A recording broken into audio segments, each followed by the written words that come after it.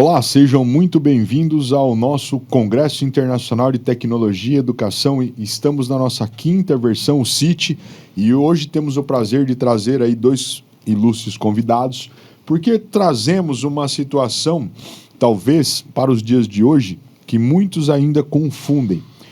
Por quê? Vamos falar hoje sobre energia fotovoltaica. E quando falamos de energia fotovoltaica, a primeira coisa que vem à cabeça é a questão no tocante à economia. Eu vou pôr um sistema de energia fotovoltaica na minha casa e com a geração de energia, efetivamente, eu vou ter um ganho em economia. Porém, acaba se esquecendo da importância como energia limpa. Questão de sustentabilidade, meio ambiente, é a questão de proteger algo para as gerações futuras. Então hoje, para esclarecer mais isso a vocês e falar um pouco também da inovação, falar um pouco das novas tendências tecnológicas nessa área e a gente entrar num contrapeso, tenho o prazer aqui de receber hoje o engenheiro florestal Lucas Proto e um ex-aluno nosso que está muito interligado a essa área, tem muita coisa bacana para trazer, o Henrique Santos, é um ex-aluno nosso que veio aqui falar. Pessoal, sejam muito bem-vindos, é um prazer tê-los aqui. Sei da agenda atrelada aí de vocês, o quanto... vamos ajustar aqui, ajustar ali. Então, obrigado pelo convite e a participação do nosso 5º CIT, esse congresso hoje internacional, voltado à tecnologia e educação, que está quebrando barreiras. Hoje nós temos mais de 300 e tantas palestras aí, já no ar, né? Então, assim, muito obrigado. Então, com vocês, engenheiro Lucas Proto e o engenheiro Henrique Santos. Palavra de vocês. Saudações a todos, é um grande prazer estar por aqui, agradeço pelo convite, agradeço aí a presença do meu amigo Pincerato, essa instituição maravilhosa, o Salesiano, e eu venho aí para falar um pouco sobre a questão de meio ambiente, né? Antes, até as pessoas procuravam engenheiros ambientais e florestais para lidar com o meio ambiente, engenheiros agrônomos. Sim. Hoje não. Hoje todas as engenharias já têm toda a sua capacidade de melhorias ambientais e climáticas. O meio ambiente, ele é socioambiental. Não existe melhorias ambientais sem melhorias sociais, e isso incide em tecnologia. Sim, né? Perfeito. Não existe humanidade sem consumo de energia. Alguns poucos anos atrás, energia era queimar madeira, queimar lenha, queimar turfa. Isso era energia para iluminar, para se deslocar, para diversos tipos de consumo. E todas elas geram resíduos. Algumas, hoje, com a revolução tecnológica, já combatem isso. Né? Nós estamos no momento em que gerar energia, dependendo da sua matriz, da sua forma, gera inclusive ativos ambientais, assim como os créditos de carbono. Né? Então nós estamos nesse momento de transição e de instalação de um desenvolvimento econômico sustentável. Que até assim é interessante, por isso esse bate-bola, né? Meio ambiente, energia, porque assim essa questão ela precisa ser mais trabalhada, efetivamente é uma questão que precisa estar mais em pauta, porque, né, Henrique, eu não sei se você concorda, porque a gente precisa ter esse ajuste, vamos dizer assim, né? Sim. Hoje eu sou Henrique Alves, né? Vou apresentar primeiro. Como a gente falou aí, ex-aluno do Salesiano. Né? Legal porque eu formei em 2015. Eu formei em engenharia elétrica em 2015, foi a primeira turma. Legal. Na época, o meu mentor foi o Juliano Estevam. Sim. E foi até ele que deu a dica de trabalhar sobre o solar, porque tinha acabado de sair a legislação que facilitava a gente colocar energia solar em 2015. Então, assim, ninguém sabia o que era. E aí ele falou pra mim assim, faz sobre solar. E eu lembro que eu ainda falei, não, bateria, muito caro. Eu ainda fui contra, assim. Ele falou, não, pesquisa, depois você me fala. Aí a gente pesquisou, olhou que realmente era uma novidade que a concessionária estava trazendo. Não existia quase nada de solar no Brasil inteiro, nem se ouvia falar disso. E aí a gente fez o TCC de faculdade, eles adoraram. A gente conseguiu, na época, um investidor. Legal. Que aí ele falou assim, não, o negócio de vocês é muito bom. Na época o retorno era 7 anos. Então você trocava 7 anos por 30 anos. Que aí o pessoal falava, não, isso é bom. Hoje o retorno está dando 1 ano e meio a 2 anos. Sim. Hoje está muito rápido. E ainda tem gente que fala, não sei se compensa. Mas Aí é questão de avaliar, questão de estudar e questão de mostrar os números. Depende muito da apresentação. Nessa situação que você fala de retorno, Henrique, assim, a minha visão é como um engenheiro, vamos dizer assim, né? Nós somos, é a questão cultural. Por exemplo, se eu começar a falar aqui, né, rapidamente, só para a gente não se perder muito, de steel frame, que é uma metodologia construtiva em aço. É uma situação de futuro, sustentabilidade, retorno financeiro, porque você entrega uma obra em menor tempo. Mas é uma questão que ainda é fraco na região, devido à qualidade de mão de obra, um material, por ser o aço, menos acessível, que era o que você estava falando aí na época, na questão de energia fotovoltaica. Para você ter uma ideia, eu tenho duas, não sei se eu posso chamar de usinas, né, pequenininhas, uma de 29 placas em Birigui, que já tem há 5, 6 anos, e uma aqui em Araçatuba de 10, 12 placas. Cara, se eu pudesse, se eu puder, eu vou sempre estar trabalhando um investimento nisso, porque eu estou gerando energia limpa, meio ambiente, sustentabilidade. E eu estou economizando e o retorno, porque antes o investimento era muito alto também, inicialmente, para você ter as placas, Sim. ter o sistema, né? Hoje, efetivamente, já se tornou mais viável economicamente, mais acessível, né? É que nem a gente estava falando um pouquinho aqui. Daqui a pouco vai vir a energia híbrida, que aí você vai falar um pouquinho mais para nós, porque eu não tenho muito conhecimento. A questão das baterias. Isso depois a gente vai entrar no quê? Na sustentabilidade, porque daqui, sei lá, 20 anos, 30 anos, eu vou ter que descartar essa bateria. Para onde que ela vai? Então, isso é legal da gente trazer, porque são novas, uma situação de inovação e novas tecnologias atreladas, porque vai ter um descarte. Então, isso é interessante, sim, né? Sim. E aí é a realidade hoje já. Já tem muito sistema de bateria já envolvido. Eu mesmo já montei 6 propriedades rurais com sistema híbrido, que é o sistema com bateria. Legal. A gente já montou. E aí, como que ele funciona? A gente monta esse sistema e durante o dia, se acabar a energia, eu usei muito em ordenha, que é um exemplo assim, mais perfeito para a gente usar esse projeto. Então, a gente colocou esse sistema em ordenha. Quando acaba a energia da ordenha, se ele não tirar o leite na hora certa, se ele não retirar o leite, ele tem problema com mastite. O tanque de leite, se não refrigerar, ele estraga o leite. Então, assim, os prejuízos numa propriedade rural que trabalha com ordenha, ou às vezes até para água para o gado também. Então, a gente colocou já esses sistemas, já tem esses sistemas implantados na região. E aí, acaba a energia, o produtor ele nem percebe. Porque o sistema é como se fosse um no-break de computador. Ele é muito rápido. Entendi. Então, você não vê nem piscar direito. Ele entra e aí as placas vão manter a propriedade funcionando durante o dia. E isso, quantas pessoas que hoje têm energia solar e pensa, pô, as placas podia manter a minha casa, podia manter... Sim. E é possível, só não com o equipamento que tem hoje. A gente trouxe os equipamentos mais novos. Legal. E é um equipamento híbrido, então ele funciona tanto com a bateria quanto com as placas. E aí ele mantém a propriedade inteira funcionando durante o dia e carrega a bateria. Durante a noite, a bateria entra em uso. Então, ela volta para a rede, não? Não, durante o dia ela carrega a bateria. Tá. Acabou a energia da propriedade. E à noite ela E à noite a bateria mantém a propriedade funcionando. Legal. Então, se a propriedade quiser desligar da rede, ela pode. Por quê? Ela é autônoma. Sim. Por que eu não recomendo desligar? Porque hoje a gente precisa da concessionária como uma segunda opção. Sim. Nesse sistema. Sim. Porque aí as placas e a bateria mantêm a propriedade e a concessionária fica como um backup. Aí inverte a situação. Então a concessionária vira um backup e quando acaba a energia, ou quando, por exemplo, acabou a bateria, não deu bateria suficiente, aí ele usa a rede da concessionária como um backup. Tá. Então dá para fazer todo um cenário. Dá para você configurar para manter a bateria 100%. Aí a energia voltou, carrega a bateria também. Dá para fazer toda uma configuração legal, dele. Eu não sabia disso, hein, cara? Que legal.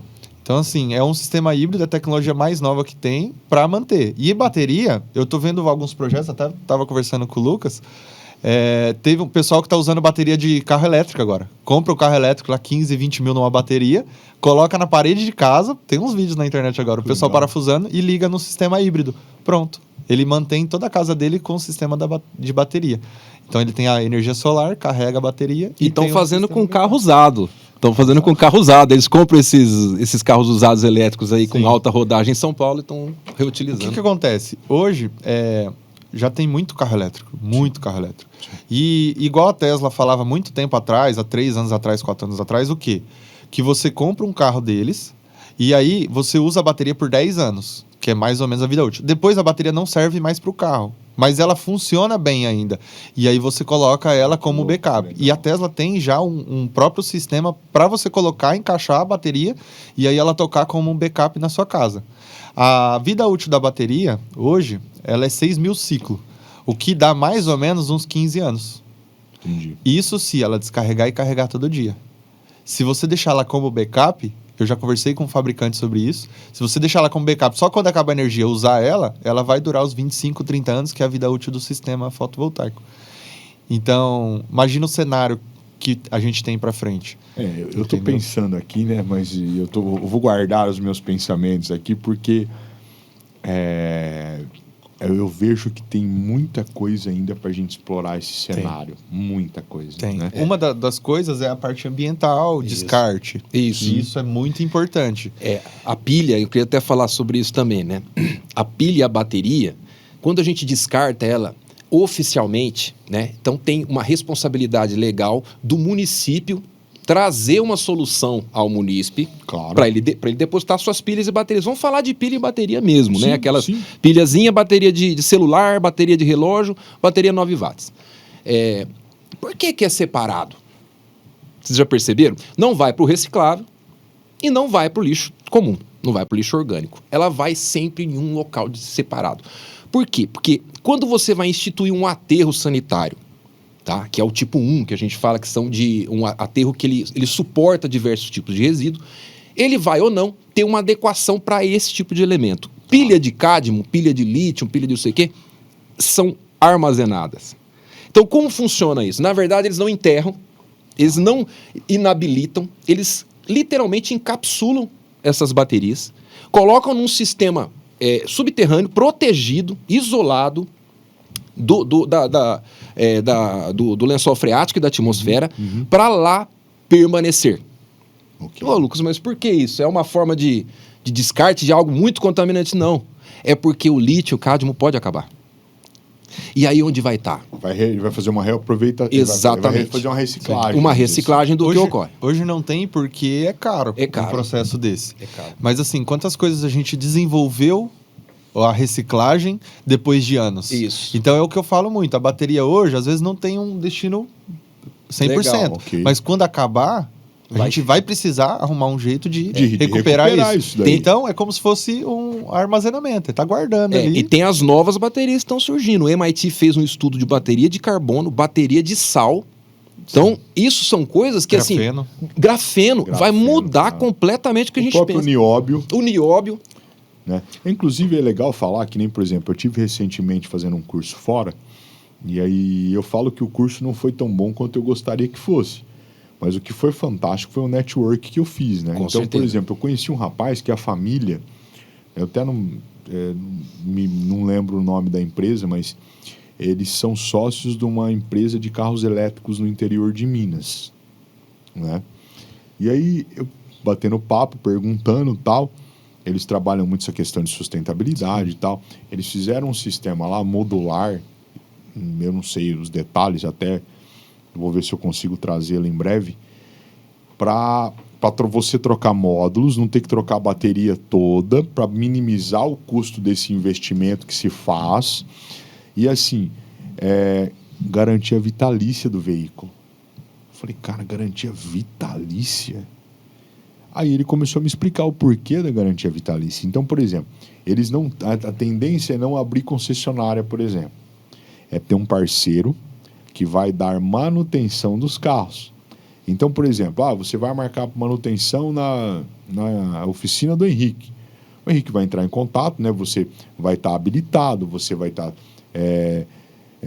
você vai fazer os cursos, você vai estar pronto para dar assistência no veículo dele. E aí, você vai ver, vai fazer um diagnóstico, tá faltando isso, a empresa te manda a peça, você faz... Então, eu achei a ideia interessante. Então, assim, eu acredito que essas novas tecnologias que estão para surgir, porque há um tempo atrás se falava em bateria de 7 anos, de que era a garantia da bateria, né? Aí agora você já está vendo umas empresas que estão te dando 10 anos de garantia. Eu acredito, conforme o sistema de energia fotovoltaica que a gente está trazendo em pauta, garantia de 20 anos, 25 anos. Então, assim, Henrique, voltando naquele começo que você estava dizendo sobre 1 ano e meio, 2 anos de retorno, se todo mundo me perguntar, eu sou 100% a favor, indico a energia fotovoltaica, não só como retorno financeiro, mas sim quanto à sustentabilidade, quando falamos em energia limpa. Sim. Né? Eu me lembro, há 15 anos atrás, 10, 15 anos atrás, quando eu fiz uma viagem, que eu estava passando por um determinado local, eu vi um reflexo, né? Eu falei, o que é isso aqui? Era uma usina de energia fotovoltaica, no meio do nada, num lugar, É isso aí. 10, 15 anos atrás, cara. É isso mesmo. Não é em Guaimbê que você está falando? Não, essa é fora, fora, mas a de Guaimbê também é... Eu conheci, inclusive, há 10 anos atrás. É. É sensacional. Acho que tem 2 ou 3 hectares completo de placa solar. Então você imagina a hora que nem eu também já tinha ouvido falar dessas baterias da Tesla, que você compra e você faz o sistema. Sim. Então, assim, eu acho que é um futuro não tão distante, hoje bem mais acessível, e que a gente tem que enfatizar, sim, e trazer à tona que, primeiro, é interessante o sistema financeiramente? Sim, vai te dar um retorno mais rápido. É um retorno que vai dar sustentabilidade, meio ambiente, preservação. Agora nessa pegada do ESG também. Que é uma pegada. Então, mas é uma coisa que já existe há um certo tempo, sim, mas ninguém olhava com os bons olhos que a gente começou a enxergar. Lembrando que tudo isso que a gente está falando, a gente não pode deixar de mencionado para aqueles que estão e vão nos assistir que eu preciso ter responsável técnico habilitado. Isso. Eu preciso ter responsabilidade. Esse tem que ter um projeto, tem que estar, por exemplo, vinculado a uma associação de engenheiros, a um núcleo para te dar. Não é qualquer um que pode, porque senão a gente vai para o mercado de trabalho, né, para o mercado de demanda, oferta, na verdade, que eu tenho, sei lá, 200 empresas que me prestam serviço. Mas será que ele tem um responsável técnico? Tem um engenheiro eletricista? Tem um engenheiro, por exemplo, civil estrutural para ver se aquela estrutura que eu vou colocar a usina em cima vai suportar, sim, não vai vir a cair, como alguns casos que nós já ouvimos. Eu tenho, por exemplo, um descarte que é assinado pelo responsável, um engenheiro florestal, um engenheiro ambiental, que esteja habilitado para dar esse destino. Então, essa cadeia acaba dando, efetivamente, mais oferta de trabalho para aquele que sai de uma instituição de ensino superior. E tem normas amarrando agora. Essa é a questão. É o que você falou. ESG chega até a espantar algumas pessoas. Sim. Nós trabalhamos com isso, até estranhamos algumas reações, sim, né? Sim. Mas hoje, o Pisserato, na verdade, acontecendo assim. Na verdade, aconteceu de 2020 para cá. Eu sei porque eu estava como secretário municipal de Meio Ambiente e Sustentabilidade de Araçatuba e fui cobrado pelo Tribunal de Contas. Legal. Quais são todas as ações do município vinculado aos objetivos do milênio. Então, é atender uma norma ESG internacional que era obrigatória ao Brasil, mas ninguém cobrava. Quem cobrava? Talvez o Ministério Público, mediante uma denúncia. Sempre. O Tribunal de Contas começou a cobrar. E se você mandasse errado, ele reprovava a sua conta. Sim. Tá? Então, acabou essa questão de você dar descarga no ESG e abandonar. O que é o ESG? É estruturar o mundo para como ele está se tornando, na verdade. Né? A gente tem que entender. Vou dar um exemplo no município de Araçatuba. Aqui tem a lei do IPTU sustentável. Legal, interessante. Por quê? Você tem uma casa, você paga IPTU. Sim. Você, até o meio do ano, entrar com a solicitação do desconto do IPTU sustentável na prefeitura, mediante instalação, tendo uma usina fotovoltaica inoperante na casa, aquecimento de água. Então, por exemplo, vamos fazer conta. 2% de desconto para a usina fotovoltaica, 2% para aquecimento de água solar, 2% para quem coleta a água da chuva e reaproveita, 2% para quem tem piso drenante, 2% para quem tem espaço árvore na frente de casa. Você vai chegar aí a 10, 12% de desconto no IPTU da sua casa.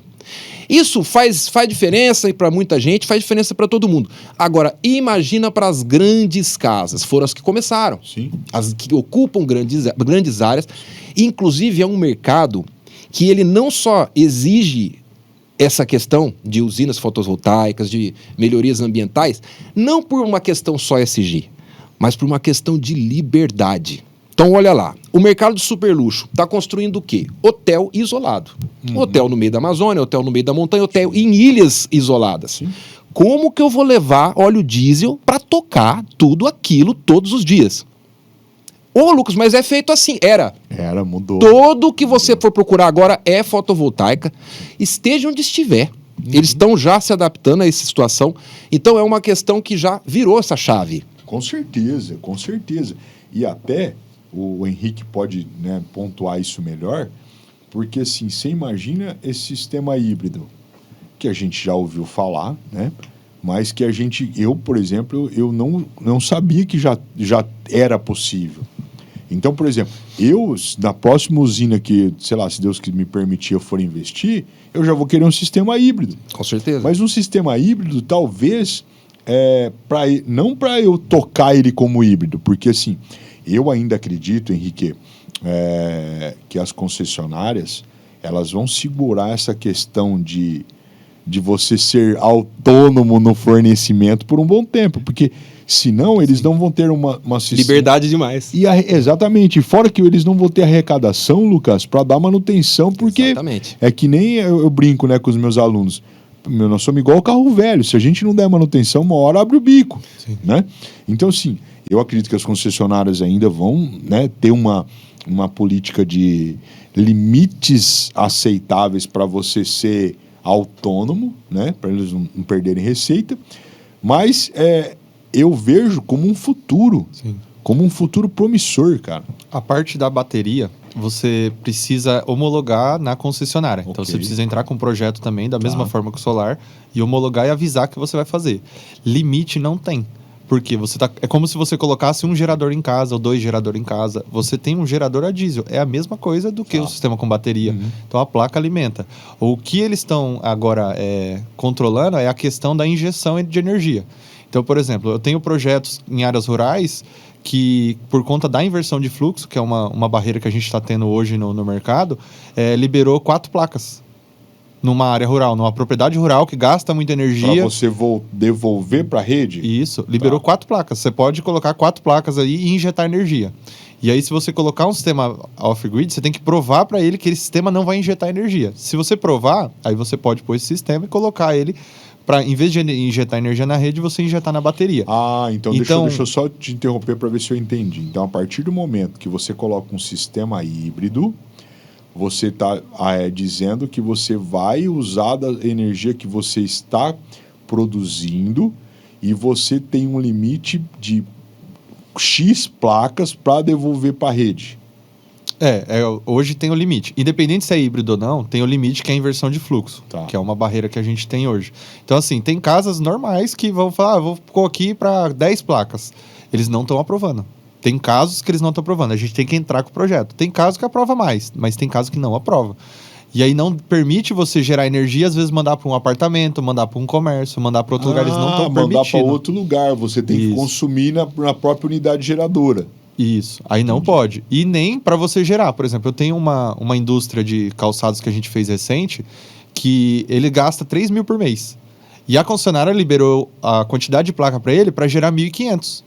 Então, ele pode gerar 1.500, injetar esses 1.500, mas ele não pode usar o total que ele gasta. Então, ele tem que pagar 1.500 do sistema dele mais 1.500 da concessionária. E aí, o que a gente fez? A gente colocou um sistema híbrido lá também, que aí, uma parte da energia durante o dia que sobrar, em vez de injetar, carrega a bateria.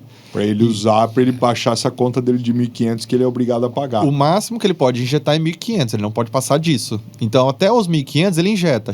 Passou de 1.500, começa a carregar a bateria. Aí, quando ele estiver injetando menos de 1.500, eu posso configurar, não faço isso, mas eu posso configurar da bateria descarregar à noite. Então, você deve ter visto uma notícia, até correu bastante uma época atrás, que assim, você só pode injetar energia à noite. Você viu essa? Eu vi, sim. Então, assim, o pessoal divulgou muito esse vídeo. Só pode injetar energia à noite. E é basicamente isso. Por quê? No pico do meio-dia, a concessionária fala, não pode injetar. Mas depois das 6 você pode. Vender. É que tem muita gente injetando nesse horário. Então, Entendi. Hoje a inversão de fluxo, que é a barreira hoje nossa dos engenheiros eletricistas, na parte de projeto solar, é o quê?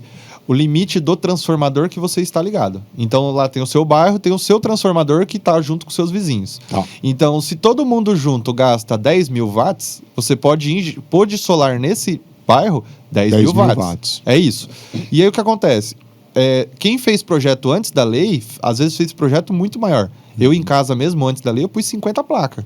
Então, assim, eu não uso isso, mas eu tenho muito mais do que eu uso. Mando para outros lugares, para empresa, para os pais, eu distribuo energia. E aí, o que acontece? Como eu coloquei e estou acima do limite permitido, nenhum vizinho meu mais consegue colocar energia solar. Porque você limitou ao entorno. Então, hoje, o que a gente está conversando com o pessoal?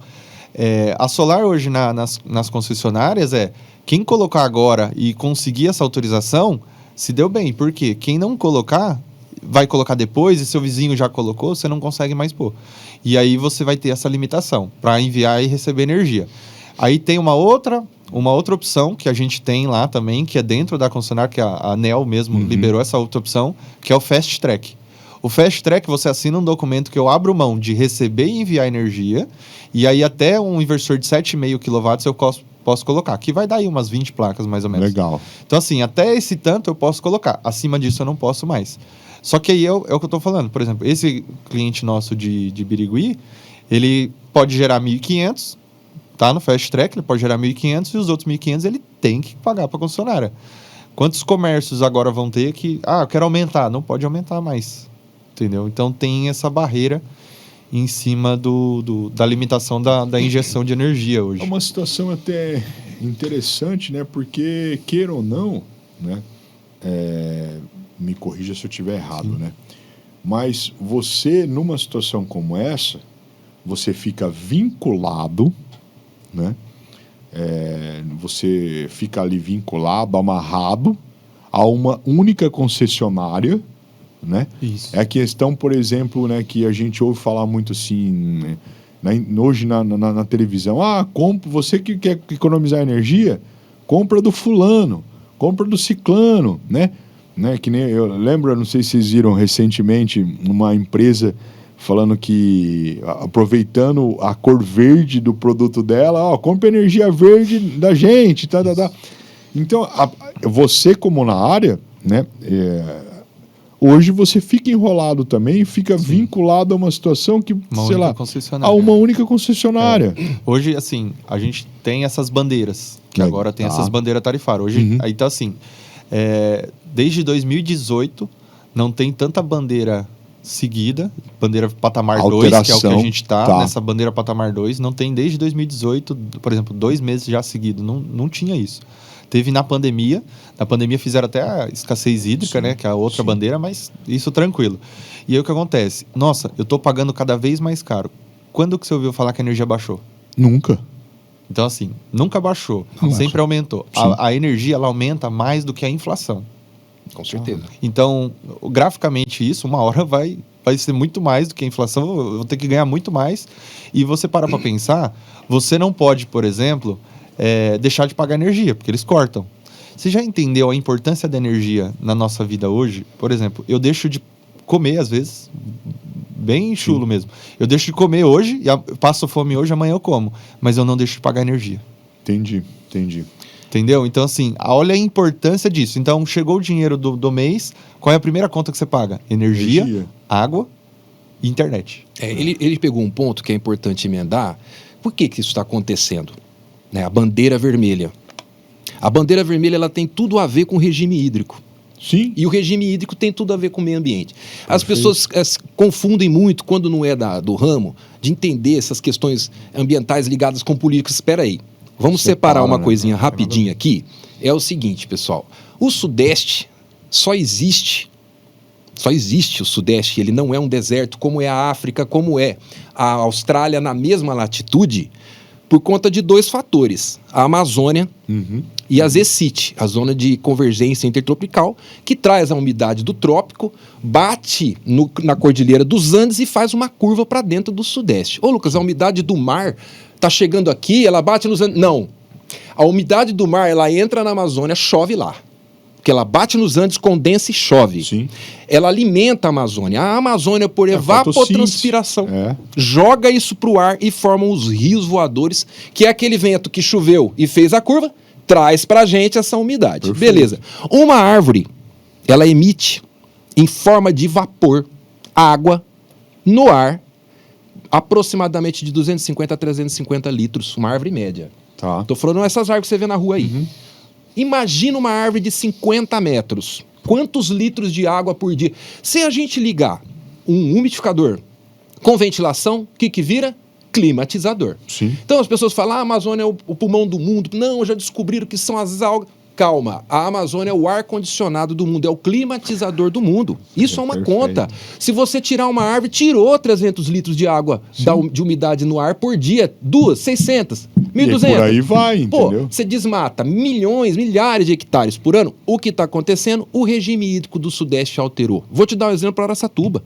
Araçatuba, 20 anos atrás, o regime hídrico era 1.500, 1.600 ml ano. Então chovia aí muita água. Por isso era uma área abundante, tinha grandes florestas antes, né?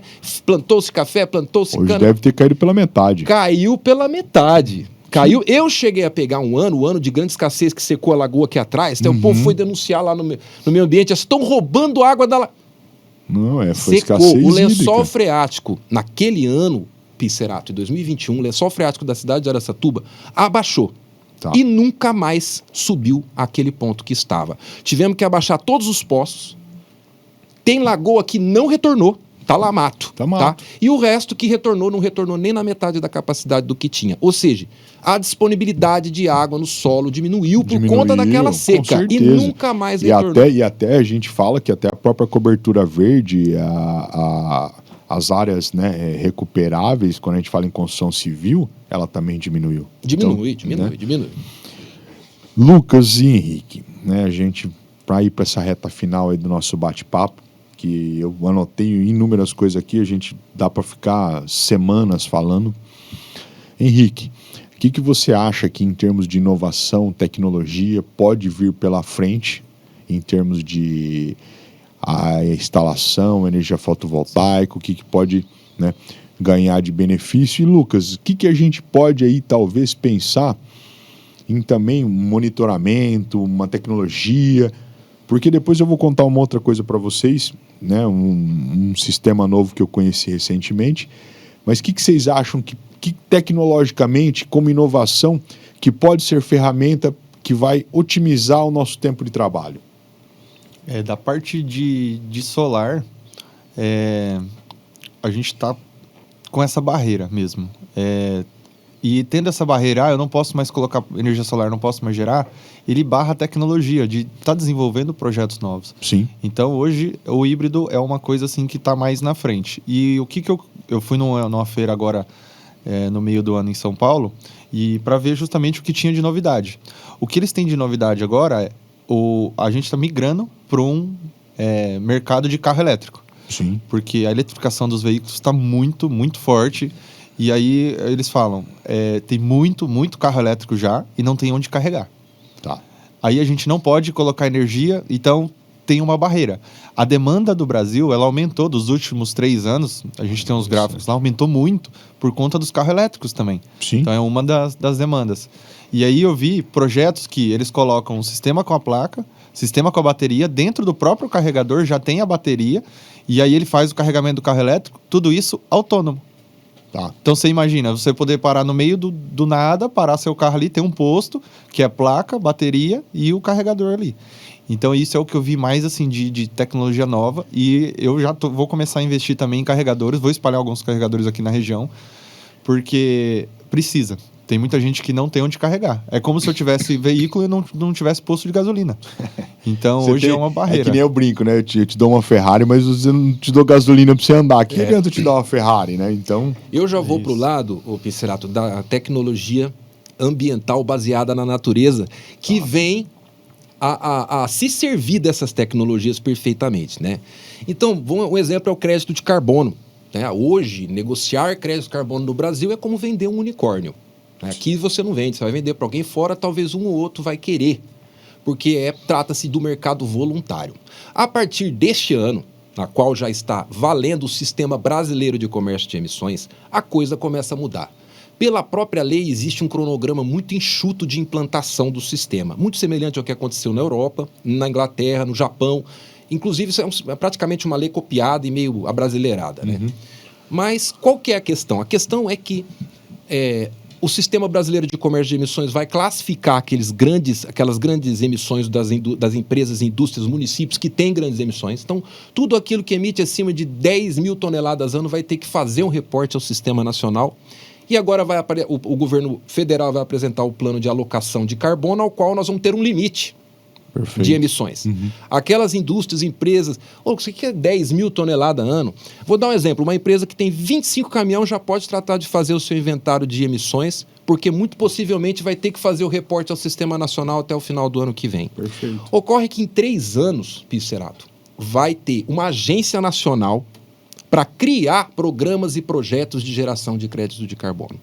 E dentre as matérias-primas que nós temos no Brasil, porque o Brasil é um grande gerador de crédito de carbono hoje para o mercado internacional, Perfeito. e vai ser um grande gerador para o mercado nacional também, estão, né, o que a gente chama de RED+, que é o desmatamento evitado, tá? Geração de crédito de carbono por desmatamento evitado, geração de crédito de carbono por reflorestamento, geração de crédito de carbono por geração de energia limpa.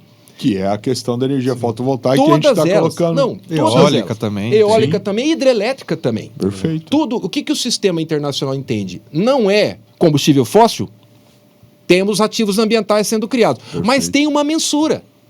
Então, aquele ativo ambiental... O que significa, Lucas? Tem um índice. Então, 1 megawatt gerado por uma indústria hidrelétrica vai gerar 0,7 créditos de carbono. Já uma fotovoltaica é um pouco mais elevado. A biomassa é 1,5. Então, existe todo esse mundo que é um mundo de ativos ambientais. Que ativo ambiental, Lucas? Eu vou salvar o mundo. Você vai melhorar o mundo ganhando dinheiro com isso. E já preparando para as futuras gerações algo mais Exatamente. assertivo, né? Entrando nesse assunto, você viu que acabou de inaugurar a maior termoelétrica do Brasil? Aí, um exemplo. Acabou de inaugurar a maior contramão. termoelétrica do Brasil. É um absurdo. Eu olhei, não é possível. 21% da nossa energia do Brasil é termoelétrica. A gente tem que diminuir essa porcentagem, não aumentar. Mas... Acabou de lançar a maior termoelétrica isso do aí, Brasil. assim, eu não vou nem entrar no mérito, que deve ter alguém, enfim, Também né, não por vou entrar no trás. mérito. Mas é uma coisa acaba assim... sendo uma coisa que vai na contramão de tudo que a gente vem trabalhando no... Né? E aí, trazendo aí para a parte de engenharia do fotovoltaico por que tá barrando usina solar e tá liberando termoelétrica? O que tá acontecendo com o Brasil? Então, tem alguma coisa errada na contramão. Tá liberando aí, né? termoelétrica, mas tá barrando a solar porque tem muita energia. Não tá fazendo sentido. Não tem faz. muita energia. Que bandeira que a gente tá? Bandeira vermelha 2. Então, isso é um pouco da nossa revolta também, da parte da empresa, da Três Solar, que a gente quer levar aos consumidores de energia a possibilidade, a oportunidade de gerar a própria energia. Quando a gente faz isso, a gente dá um benefício para ela, uma outra opção que ela não tem hoje, para ela poder gerar a própria energia. Então, eu passo isso para a minha equipe, e eles vão com gás. E aí, a gente consegue converter mais clientes para cá. Entendeu? Então, é um benefício que a gente tem hoje. Então, a gente tem que focar nisso. Vamos pensar no lado sustentável, vamos pensar em benefício, não só a economia de energia, igual você falou, o meio ambiente. Sim. Olha, a gente está falando de ESG, está falando de... E aí, inaugura uma termoelétrica. No Brasil, todas no ano da COP, detalhe. Alguns meses antes da COP. Todas as termoelétricas que tem hoje no Brasil, elas emitem a mesma poluição do que o estado de São Paulo. A cidade de São Paulo, na verdade. Então, assim, só a cidade de São Paulo emite a poluição por causa dos veículos, tudo. É o que mais polui. O que tem de termoelétrica Então, assim, a gente tem duas cidades grandes de São poluentes. Paulo. Então, assim, é muito alto isso. Ainda Então, a gente tem que pensar melhor nisso. que a gente tem que olhar isso. Perfeito. E aí, às vezes a gente tá aqui correndo atrás, fazendo o melhor, e aí acabou de inaugurar uma termoelétrica. Ué, contramão, mas... Complicado. Então é isso. Gente, em nome do Unisalesiano, queria agradecer demais a participação de vocês no nosso CIT, o nosso 5º Congresso Internacional em Tecnologia e Educação. E eu tenho certeza, para que todos que estão nos assistindo e que vão nos assistir, que vai ser de grande valia, né, como uma melhoria na carreira profissional e pessoal das pessoas, que, né, por conta de tudo isso que a gente traz em pauta, que é uma questão de futuro.